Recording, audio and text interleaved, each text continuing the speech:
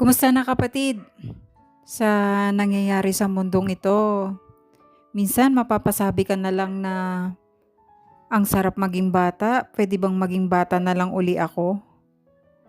Ano nga ba ang masasabi ko para sa batang ako? Una, yakap, mahigpit, mahaba, yung yakap na hindi mo na nakuha nung kailangan mo. Hindi mo kasalanan. Hindi mo kasalanan na nasira yung pamilya. Hindi mo kasalanan na umiyak ka mag-isa. Hindi mo kasalanan na napilitan kang lumaki ng maaga. Pangalawa, sorry. Sorry kasi madalas kang sinasabihan na maliit ka pa para umintindi. Sorry kasi hindi ka napapakinggan nung gusto mo lang naman magkwento. Sorry kasi napilitan kang maging matapang nung wala namang dapat kumalinga sa'yo. Pangatlo, proud ako sa'yo. Proud ako kasi hindi ka sumusuko. Nung gusto mo nang tumigil, nagpatuloy ka pa rin. Nung sinabing wala kang mararating, pinakita mo na mali sila. Nung sinaktan ka, hindi mo ginantihan ang pananakit sa iba. Pinilit mong maging mabait pa rin. Alam mo ba? Ang dami mong kinaya. Mga bagay na hindi kayang buhatin ng bata. Mga gabing umiiyak ka ng tahimik para hindi marinig ng iba. Mga tanong na, bakit ako? Na wala namang sumagot. Pero nandito ka pa rin, buo ka pa rin, lumalaban ka pa rin. Eto gusto kong sabihin sa'yo. Una, hindi mo kailangang maging perfect para mahalin ka. Hindi mo kailangang maging masunurin palagi. Sapat ka na, kahit ngayon pa lang, kahit maraming mali ka pa. Pangalawa, okay lang umiyak. Hindi ibig sabihin, mahina ka pag umiyak ka.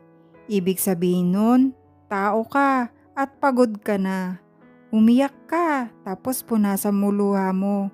Tapos, bumangon ka ulit. Pangatlo, huwag mong kargahin yung problema ng matanda. Hindi mo responsibilidad ayusin ang bahay. Hindi mo responsibilidad ayusin ang relasyon nila. Bata ka pa, maglaro ka, maging bata ka. Darating din yung araw na ikaw na mismo yung mag-aayos ng sarili mo. Pang-apat, makinig ka sa sarili mo. Pag may mali, ramdam mo yan. Huwag mong baliwalain. Yung gut feeling mo, totoo yan. Huwag mong hayaan na sabihin ng iba na OA ka pag nasasaktan ka. Panglima, may darating na araw na magpapasalamat ka sa sakit na yan. Kasi dahil doon, naging matatag ka. Dahil doon, natutunan mong magmahal ng totoo. Dahil doon, hindi mo hahayaan na maranasan ng iba yung naranasan mo na. Hindi masasayang ang sakit mo. Gagamitin yan ni Lord para tulungan mo yung iba balang araw. At etong pangako ko sa iyo, batang ako, hindi na kita pababayaan, hindi na kita hahayaang mag-isa, hindi na kita pipiliting magpakatatag palagi. Minsan, ako na yung kakalinga sa iyo.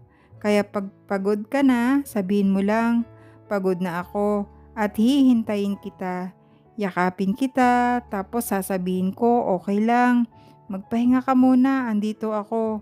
Kaya sa'yo, batang ako, salamat kasi kinaya mo. Sorry kasi madalas kang napapabayaan.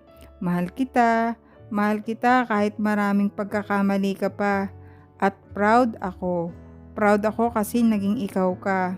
Ngayon, pahinga ka na, ako nang bahala sa'yo.